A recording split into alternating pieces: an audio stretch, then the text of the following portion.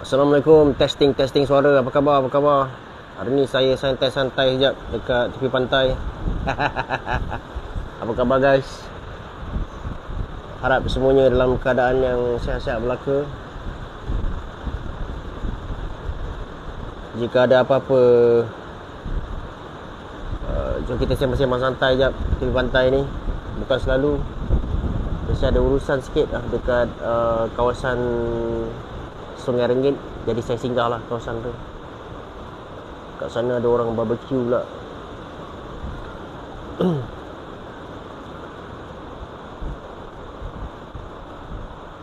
Apa khabar guys? Tadi saya ada buat satu video dekat saya punya live, dekat saya punya TikTok, berkenaan dengan negara Mesir. Yang mana negara Mesir ni dulu adalah sebuah negara yang bagus, negara yang boleh ada potensi besar lah. Walau bagaimanapun nampaknya mereka telah terjerumus ke dalam satu lembah hutang disebabkan oleh kecuaian, semuanya disebabkan oleh kecuaian kepimpinan. Dan semenjak itu negara Mesir telah terpaksa meminjam berkali-kali hutang daripada IMF, International Monetary Fund, yang menyebabkan mereka sekarang ni dalam keadaan yang agak rumit lah. Tapi nak buat macam mana, kehidupan perlu diteruskan. Okay guys, terima kasih banyak kepada siapa yang join live saya pada malam ni. Kalau ada, kita boleh sembang-sembang pasal keadaan ekonomi semasa. Macam mana dengan undi percaya PM kita pada 19 hari bulan ni? Saya kalau bercakap bab politik ni, saya serba salah sebenarnya bercakap bab politik. Nanti ada orang cakap saya sokong tu, sokong ni. Padahal saya tak sokong siapa-siapa pun. Saya cuma menyokong ke arah kestabilan kerajaan. Itu je. Bila kerajaan kita stabil, maka bolehlah kita melaksanakan dasar-dasar ekonomi yang sepatutnya. Okey, bila kerajaan kita tak stabil, macam mana kita nak melaksanakan dasar? Tapi tak bermakna saya menyokong sesiapa lah. Saya cuma, bagi saya lah, penting bagi kerajaan yang ada sekarang ni untuk untuk mewujudkan satu kestabilan. Sebab kita tidak boleh bergerak ke depan, we cannot move forward seandainya kita punya politik masih dalam keadaan yang tak stabil. Oleh itu kita kena sokong lah mana-mana yang sepatutnya. Kalau selagi kerajaan tu buat benda yang betul dan baik, kita sokong lah. Abang, ya. Muhammad Khairi 207. Assalamualaikum. Okay. Terima kasih Khairi kerana join. PN Best terpulang. Betul, saya setuju, betul. Terpulang lah. You all nak sokong PN ke, nak sokong Pakatan Harapan ke, nak sokong mana-mana parti politik ke, terpulang lah kan. Tapi walau apa pun, keutamaan kita adalah negara kita guys. Siapa yang nak sokong mana-mana parti politik ke, tak apa, sokong je. Tapi walau apa pun, keutamaan kita tetap memastikan negara kita ni dapat bergerak ke depan. Dan apa pun kita patut sokong ke arah kestabilan politik, supaya kita punya negara ini dapat merangka satu dasar ekonomi yang lebih stabil lah. Lawa Cap JDT, terima kasih. Alah, adalah saya pergi satu pesta jualan JDT ke dulu, tak ingat lah. Kemudian saya sambar satu. Food security amat penting sekarang. Cukuplah berpolitik. Betul, cukuplah berpolitik guys. PRU dah lepas, tapi saya tengok ramai orang masih nak berpolitik lagi kan. Sekarang ni guys, food security kita satu isu guys sebenarnya. Telur dekat negara kita pun tak cukup. Hari tu batch pertama telur dah dibawa masuk daripada negara India. Dan apa yang kita harapkan ialah telur-telur ni dapat sedikit sebanyak lah memberikan satu persaingan lah, persaingan sehat lah kepada pembekal telur tempatan ni. Yang kita tahu mungkin telur-telur pun ada yang disorokkan kan. Jadi bila adanya supply daripada luar ni, kita harap bahawa pembekal telur ni tak adalah menyorokkan telur kan. Dan lagi satu, walaupun kita bawa telur import daripada luar, yang penting sekali telur-telur ni mesti dipastikan selamat lah. Okey. Akan tetapi Duk berebut tak habis. Betul. Asyik berebut aja tak habis kan. Esok boleh drama kat parlimen. Jika drama tu positif, gambaran akan baik, negatif ni tahulah. Yelah. Okey guys, satu guys kepentingan kestabilan politik ni sangat penting. Kalau korang tengok dekat Indonesia bertahun-tahun, kenapa negara dia orang ni dah makin bagus dalam, especially dalam attracting foreign investment, adalah disebabkan kestabilan yang berjaya dibawa oleh Presiden Jokowi lah. Itu adalah one of the main factor lah kenapa negara Indonesia sekarang ni sudah menjadi satu investment destination dia kalangan pelabur-pelabur luar. One of the things yang foreign investor akan tengok adalah kestabilan politik di sesebuah negara tu. Siapa foreign investor yang nak melabur kalau kata contohnya politik negara tu tak stabil kan? Jadi itu adalah salah satu faktor lah yang membawa kepada kestabilan. OPR pun mungkin naik 2023, cukuplah berpolitik. Betul. Kan, cukuplah berpolitik guys OPR akan naik guys 2023. Saya yakin lah, tak berani jamin lah. Saya berani mengatakan bahawa saya fikir kemungkinan besar lah OPR akan naik tahun 2023 pada paras 3.25%. Tetapi pada Januari ni kemungkinan besar dia akan naik guys so hati-hatilah. Okay. So guys, hati-hatilah. Pada tahun depan ni banyakkan orang cakap tu menguruskan kewangan dengan baik. Sebab pada tahun depan OPR akan naik guys kebarangkalian besar OPR akan naik. OPR akan naik pada paras 3.25%. Jadi maksudnya hutang-hutang dan installment loan yang korang bayar tu akan naik lah. Especially kalau korang yang buat loan rumah tu, yang buat flexible exchange rate tu akan naik lah. Okay. Jadi siap sedia lah. Okay. Dan sekarang ni keadaannya adalah bank-bank pusat seluruh dunia sekarang ni, the most set of central bank dekat dunia sekarang ni tengah menaikkan interest guys Dan ini adalah salah satu faktor sebenarnya yang membawa kepada tekanan ekonomi dunia yang mungkin akan menyebabkan pada tahun 2023 ni keadaan ekonomi akan semakin mencabar lah. Dan itu adalah salah satu faktor yang mungkin boleh menyebabkan ekonomi dunia mengalami kemelisitan lah pada tahun depan. Sebab most of the central bank in the world sekarang ni mereka tengah menaikkan kadar bunga. Most of the prominent central bank, contohnya macam ECB, Federal Reserve yang memang central bank yang besar-besar ni tengah menaikkan interest rate. Jadi negara kita pun takkan terkecuali lah daripada menaikkan interest rate pada tahun depan. Cuma saya harap tu lah, kita kena kawal kita punya hutang dengan baik kan. Kita punya hutang tu kena sebenarnya yang penting sekali debt management ataupun loan management lah guys Janganlah korang buat loan sampai korang tak boleh nak manage. Buat loan tak apa, it's okay. Semasa Covid dulu saya ada buat loan juga masa Covid. Sebab saya mengambil kesempatan untuk untuk semasa interest rate pada masa tu rendah. Jadi masa interest rate tinggi ni saya tak buat lah. Kena pandai sikit guys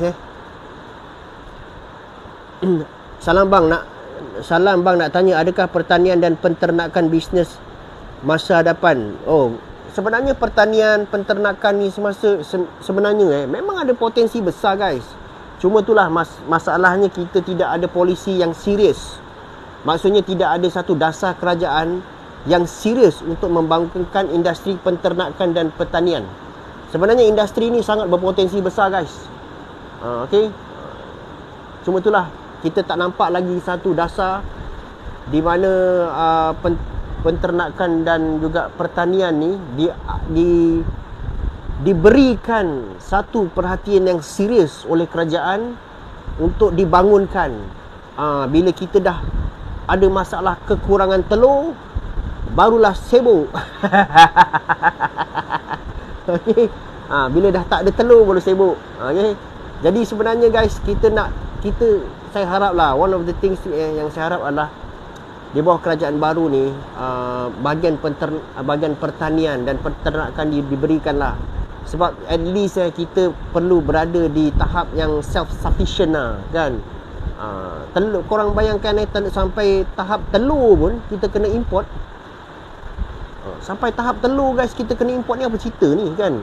Brunei dah boleh ekspor telur pergi Singapura. Betul tak? Kawal hutang dan jangan buat hutang baru, jangan buat gila dengan hidup. Betul? Pertanian dan peternakan relevan sepanjang zaman. Betul? Kalau dekat negara-negara kopi bundle, terima kasih bagi saya gift terima kasih banyak-banyak kopi bundle. Kalau korang tengok dekat negara luar contohnya macam dekat US pertanian dan peternakan ni dianggap satu industri yang besar tau guys. Kopi bundle terima kasih bagi saya gift lagi. Dekat Malaysia ni je bila kita cakap pasal pertanian dan peternakan, itu ialah aktiviti ekonomi orang miskin. Itulah dia dekat Malaysia. Tapi kalau dekat luar guys dekat US ke kan, kalau kita cakap pasal industri pertanian dan peternakan ni, ia adalah satu industri yang besar yang boleh memberikan pulangan yang sangat besar guys Tapi kalau dekat Malaysia ni kita tengok, kita cakap je pasal pesawah lah, pesawah. Kita cakap pasal pesawah je, pesawah ni dikaitkan dengan golongan miskin. Itulah dekat Malaysia ni. Jadi kita haraplah bahawa industri peternakan ni diberikanlah bajet yang lebih lah untuk dibangunkan kan. Kalaulah saya Menteri Kewangan kalau saya Menteri Kewangan jika aku Menteri Kewangan aku akan letak bajet banyak kepada pertanian dan peternakan.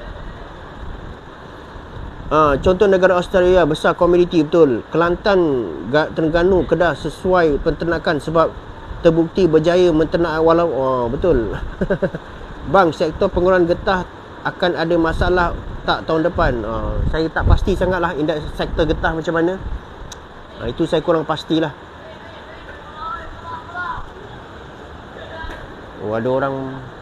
Ada orang main kat pantai pula malam-malam. Kan ingat apa? Cuma itulah sektor getah ni dia, kalau tak salah saya lah, dia banyak bersaing dengan getah sintetik kan.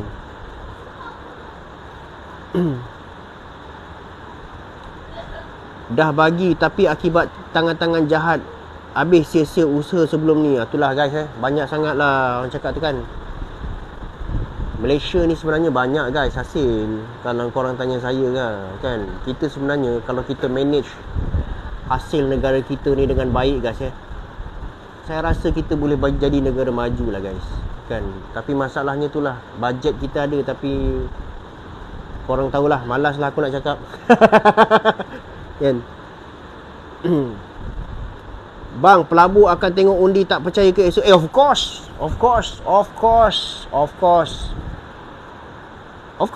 Pelabur akan tengok undi tak percaya esok. Guys, saya yakin ni guys, sekali lagi lah disclaimer lah aku tak sokong siapa-siapa sebenarnya. Aku bukan sokong mana-mana parti politik pun. Tapi itulah, bila aku cakap pasal politik, ada je orang tembak aku kan. Padahal aku bercakap jujur. Guys, pelabur ni, kalau korang nak tahulah, political environment is one of the important factor in determining foreign investment in Malaysia. Political stability guys.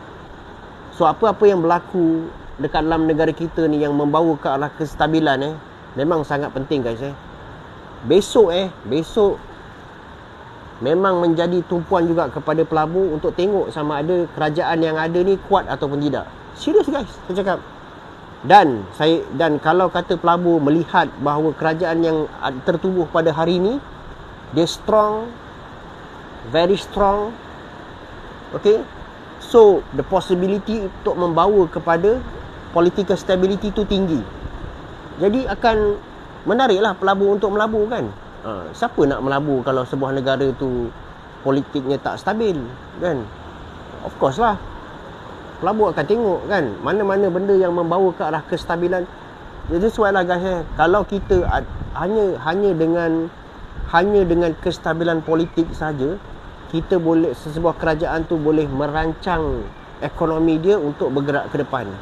Saya tak sokong siapa-siapa guys Saya bukan ahli kepada mana-mana parti politik guys tapi saya haraplah, okey, saya haraplah bahawa kerajaan yang ada ni sekarang ni pada hari ni dapat mengukuhkan kedudukan mereka supaya menghantar satu mesej yang jelas kepada pelabur-pelabur asing yang kerajaan yang ada ni adalah sebuah kerajaan yang kukuh dan stabil lah. Okay, saya tak sokong mana-mana parti politik, tapi saya menyokong ke arah kestabilan politik tu, because it's a very important factor in determining foreign investment in Malaysia. Without political stability, the government of the day is perceived as a weak government, and it's very difficult for them to implement, okay, strong economic measures as well as attracting foreign investments in the countries. And also the confidence of foreign investor juga akan lemah lah. Okay, sorry guys, speaking sikit. Culture Malaysia tak kisah mana-mana pemerintah pelabur, masuk tak janji stabil, berarak. Okay, itu culture yang tak betul lah. Okay guys, jadi kita kena mengharapkan lah kestabilan kerajaan yang sedia ada lah.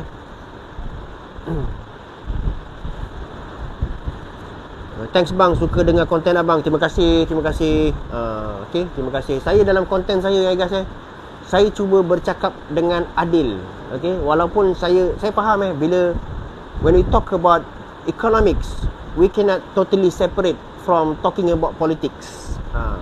Because economics and politics have a very strong connection between each other. Nevertheless, I will try to become as fair as I can in commenting certain issues lah. Okay, saya akan cuba jadi adil dalam cuba komen lah isu-isu yang berkait lah dengan politik ni kan. Tapi walau bagaimanapun, I'm not siding any political parties. I'm only hoping that the current government is going to form a very stable and strong government. Okay. Tambah filter jambang tu, sukalah tengok. Alah, saya kan guys filter jambang ini jambang betul lah. Ini betul lah geng. Penat-penat aku bela. Saya sekarang dah tak pakai lah filter jambang tu. Saya sekarang pakai jambang ori lah. Nampak ni, pakai jambang ori geng sekarang geng. Mana ada pakai filter kan. Kan.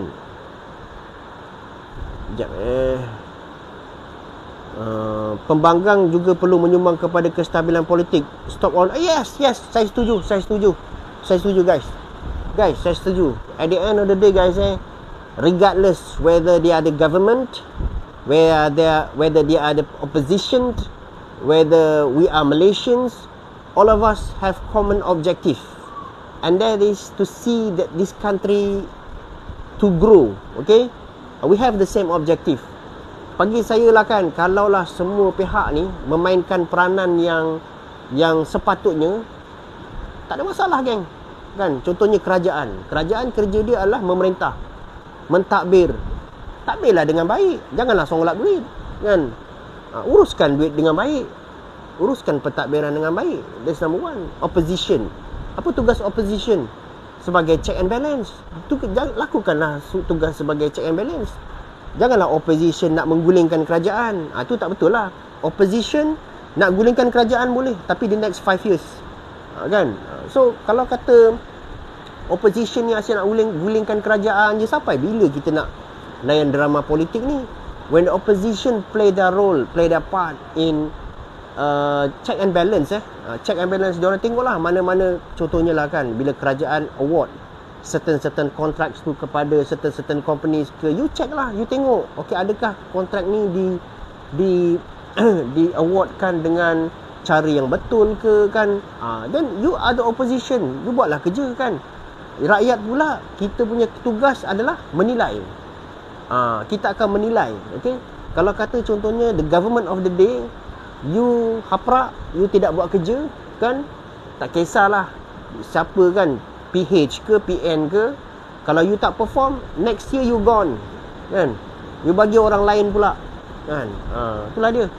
Kalau kata you perform, kasih jalan. Kalau you tak perform, you out. Okay. Sebab itulah guys, kita sebagai seorang warga negara Malaysia yang prihatin ni guys, kita kena kita kena melaksanakan tugas kita dengan baik lah. Okay. Pak Lah dah tumpu pada pertanian dulu, tapi masa tu dikritik. Yelah kan. Ya betul lah, terbaik hujah tu. Terima kasih. Okay. Dulu saya ingat lagi lah, masa zaman Pak Lah tu dulu kan. Pak Lah dia adalah seorang Perdana Menteri yang memberikan penekanan juga kepada sektor pertanian. Tapi walau bagaimanapun, yalah, bila seseorang pemimpin tu dah tak ada, maka dia punya apa ni? Dia punya polisi dan dasar tu pun berubah. That's why lah kalau kata kerajaan selalu berubah-ubah, kan macam tu lah. Siapa yang beli buku saya tu? Terima kasih banyak-banyak. Okey. Siapa yang beli buku tu? Saya tak nampak dekat sini lah guys. Saya nak sebut nama dia, tapi saya tak nampak lah siapa yang beli buku tu. Akan tetapi satu, alamak, nak jerit dekat sini ada orang guys. Kalau tak ada orang aku dah jerit dah. Akan tetapi tak boleh jerit guys. Ada orang nanti kan orang gila pula. Nanti orang kata aku gila pula. Waalaikumsalam Sufian. Kan. Waalaikumsalam Sufian.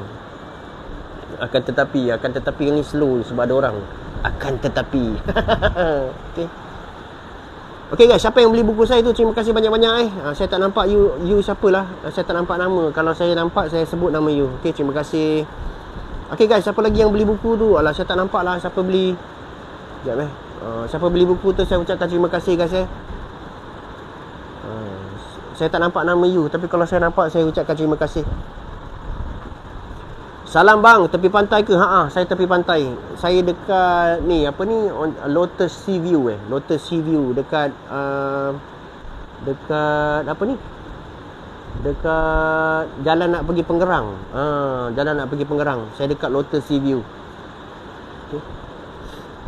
Tak sangka pula dekat jalan nak pergi Pengerang ni ada satu resort ni. So saya singgah lah. Bukan sekali-sekala dapat live tepi pantai kan. Sedap dia angin kan.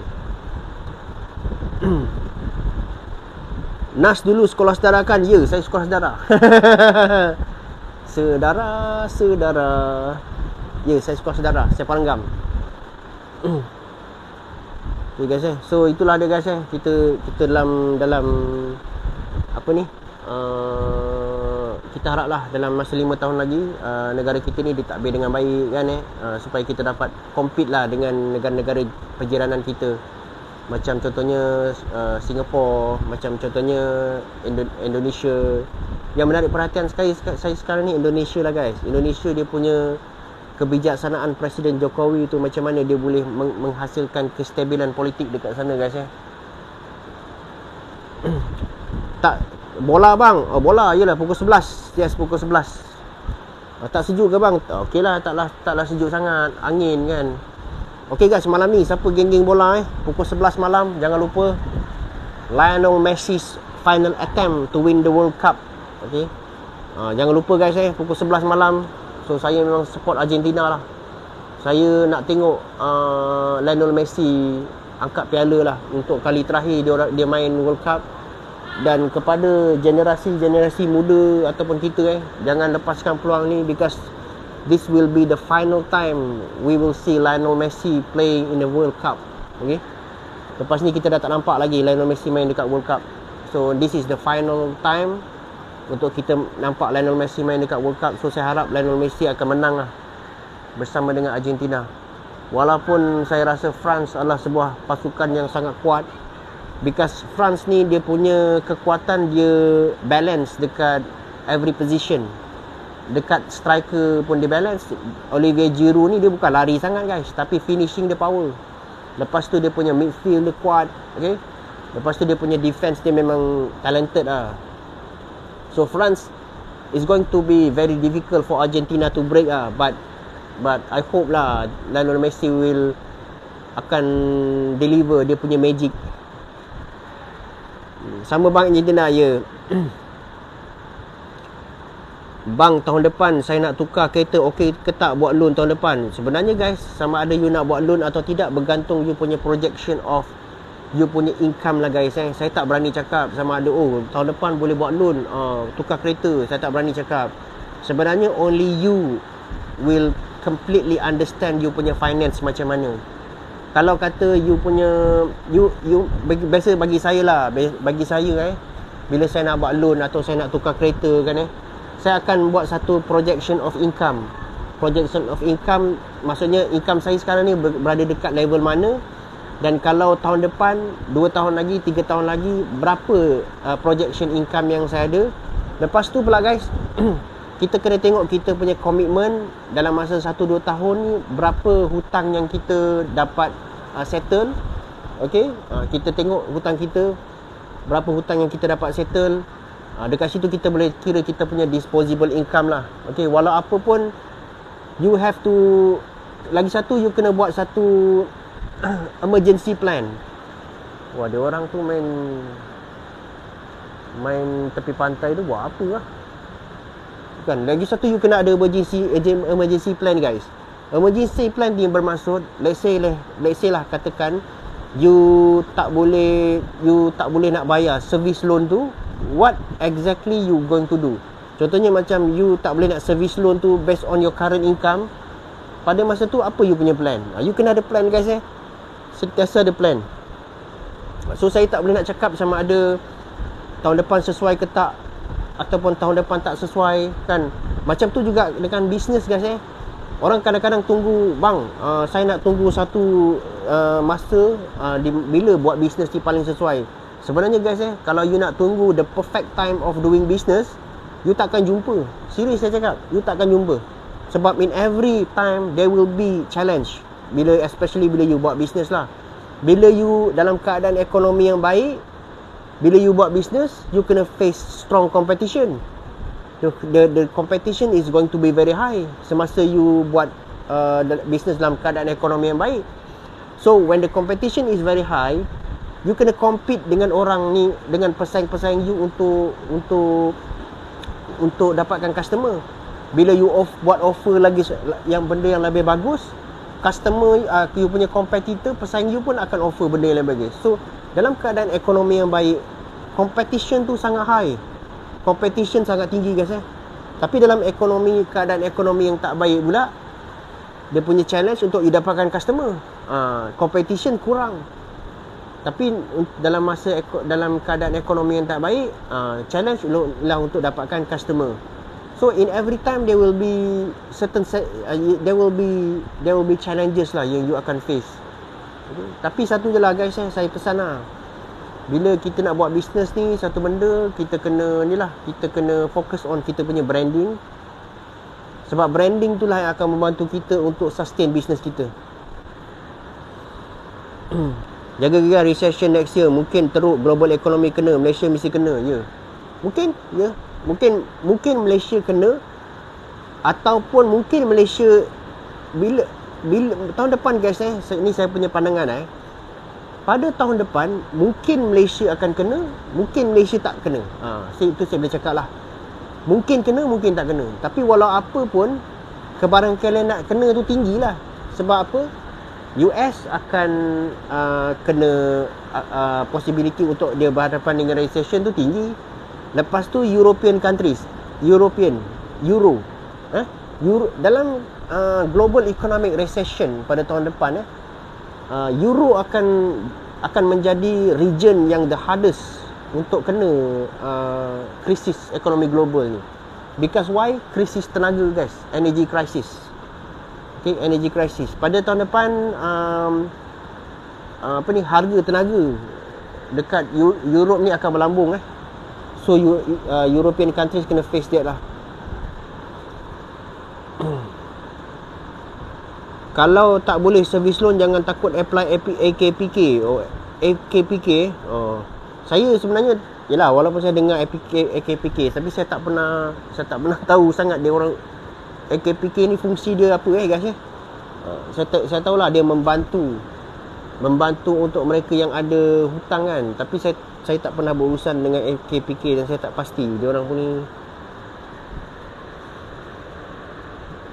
Okay guys, terima kasih. Okay, terima kasih semua yang join saya punya live. Okay, saya mungkin akan kena end live saya sekejap lagi lah guys Okay, jika ada apa-apa nak tanya guys boleh tanya dekat saya punya TikTok, dan saya insyaAllah lah semua soalan-soalan yang anda tanya tu saya akan jawab.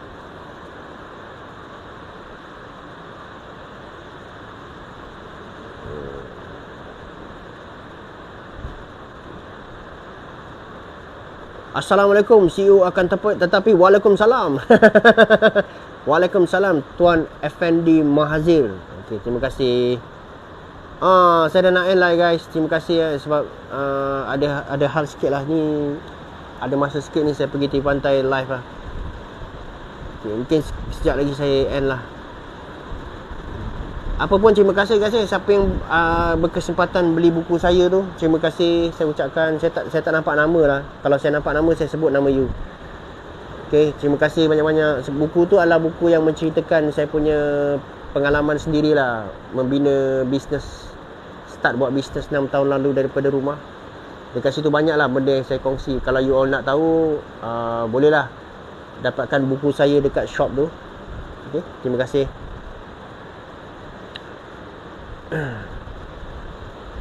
Okay guys, terima kasih juga siapa yang follow saya siapa yang follow saya, siapa yang komen dekat video-video saya tu, terima kasih. Dekat video saya ni saya lebih memfokus kepada persoalan ekonomi lah guys. Saya jawab lebih kepada persoalan ekonomi. Lagipun background saya adalah economics. Saya background economics. Saya buat economics dulu dekat Universiti Malaya lah. Lepas tu saya punya MBA dekat UTM. Okay.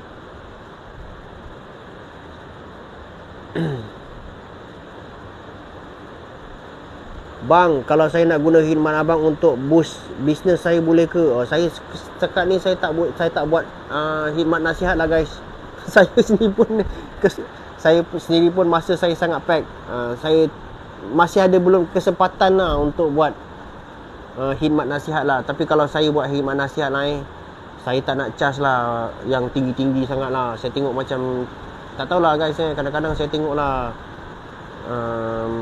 bukan apalah saya cakap lah, consultation. Kadang-kadang ada sifu-sifu yang bukan apalah, charge harga tinggi-tinggi guys. Saya kadang-kadang tak bersetuju lah guys dengan benda-benda macam tu guys. Okay. Jadi kalau setakat ni saya tak buat lagi lah khidmat advisory macam tu guys.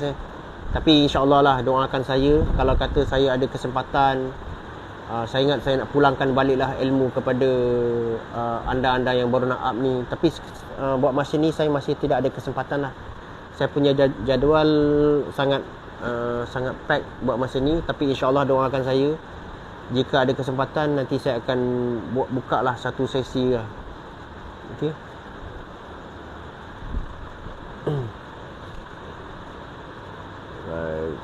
Okay guys, jangan lupa follow saya follow saya punya TikTok banyak benda-benda ekonomi yang saya sharekan kepada anda. Okay.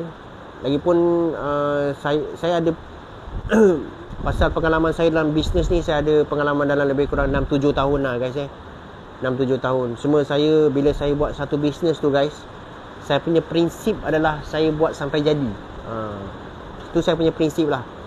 Kebanyakan orang dia buat bisnes sekejap-sekejap, separuh-separuh. Itu menyebabkan kadang-kadang bisnes tu tersangkut tengah jalan lah. Tapi macam prinsip saya, bila saya buat satu kerja tu, bila saya buat satu benda tu, saya buat sampai jadi. Itu prinsip saya. Okay? Saya akan buat sampai jadi lah. So that's why bila saya kata saya nak buat something tu, saya akan buat sampai jadi. Macam untuk yang khidmat nasihat tu, saya belum buat lagi guys. Sebab saya belum berani betul-betul committed dalam bidang tu. Nanti insyaAllah lah, doakan saya. Kalau ada kesempatan saya akan buat. Bang, bila nak ekonomi Johor? Nak ekonomi Johor ni maksudnya apa? Nak naik ekonomi Johor ke apa? Guys, satu benda kalau korang nak tahu hari tu saya ada terbaca pasal ekonomi Johor ni. Johor is the highest Johor adalah negeri dekat Malaysia ni yang berjaya menarik foreign investment yang paling tinggi sekali.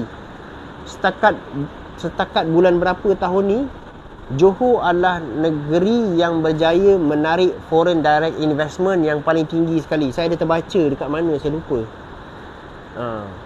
Dan satu benda lah pasal Johor ni, sejak kebelakangan ni lah, dalam tempoh beberapa tahun ni, kita nampak Johor ni dia stable lah dari segi ekonomi dia kan, dari segi pentadbiran dia, political dia stable lah Dan lagi satu, kalau you all nak tahu, Johor telah pun membentangkan belanjawan kerajaan negeri, yang mana belanjawan tu surplus, guys. Itu satu perkembangan yang sangat bagus lah, belanjawan surplus. Belanjawan surplus. Kita pun nak tengok lah. Saya harap lah mungkin dalam masa 4-5 tahun lagi, akan sampai masa di mana kerajaan persekutuan kita pun membentang belanjawan surplus. Last time bila kita bentang belanjawan surplus tu, guys, pada tahun 1990-an, itulah kita berjaya dapat belanjawan surplus. Tapi selepas tu kita defisit aja. Kita mengalami defisit yang konsisten, guys. Dan disebabkan defisit itulah sebenarnya hutang kita telah slowly meningkat kepada 1 trilion lebih, kalau korang nak tahu lah. Okay? So kita perlukan satu kerajaan yang boleh membawa negara kita ke arah belanjawan surplus. Kita tak nak lah, guys, tengok every time kita punya belanjawan, bajet kita net defisit. Bajet kita defisit, bajet kita defisit. Itu kita tak nak lah, guys. Kita nak belanjawan yang surplus lah.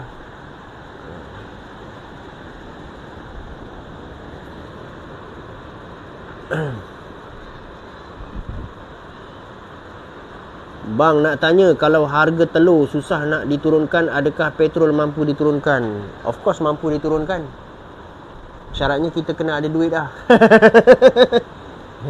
Kalau kerajaan ada duit, semua boleh buat. Abang orang Johor ke? Ya, saya orang Johor.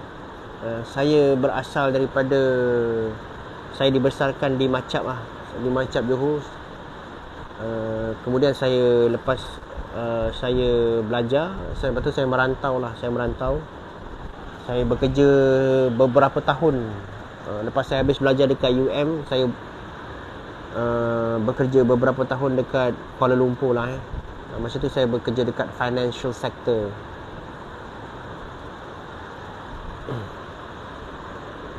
Short layan TikTok bro ni, banyak info, terima kasih. Okay guys, terima kasih banyak-banyak siapa yang join saya live pada malam ni, terima kasih. Okay, saya nak end live lah, guys. Terima kasih, saya ada perkara nak settlekan sikit lagi malam ni. Dan juga saya nak ucapkan terima kasih kepada siapa yang beli buku saya. Tadi saya tak nampak nama you, tapi saya nak ucapkan terima kasih kepada you yang membeli tadi. Siapa yang beli tu, saya nak ucapkan terima kasih banyak-banyak dan selamat membaca daripada saya lah. Dan saya akan make sure lah hantar buku tu as soon as possible. Terima kasih, guys. Okay guys, terima kasih banyak-banyak. Siapa yang bila nak on GST ni, bos, itu saya tak tahu. Itu kena tanya Perdana Menteri. Dan juga merangkap Menteri Kewangan. Itu kena tanya Perdana Menteri lah, guys. Sebab sistem cukai SST yang sedia ada ni tak sustainable.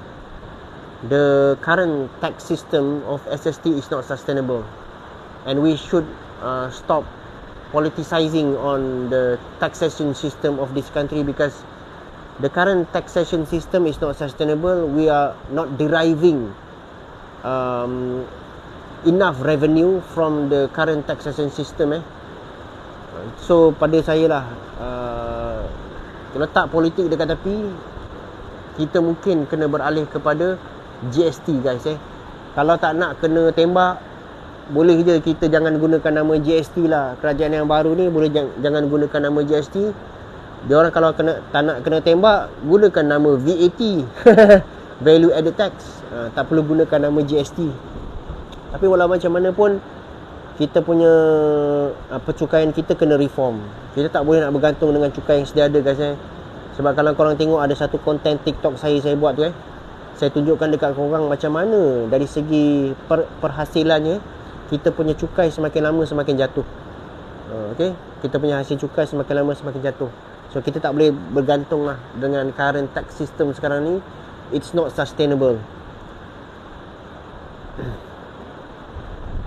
Okay guys, terima kasih. Saya minta maaf kalau ada siapa-siapa soalan tu saya tak sempat nak jawab dalam saya punya live ni.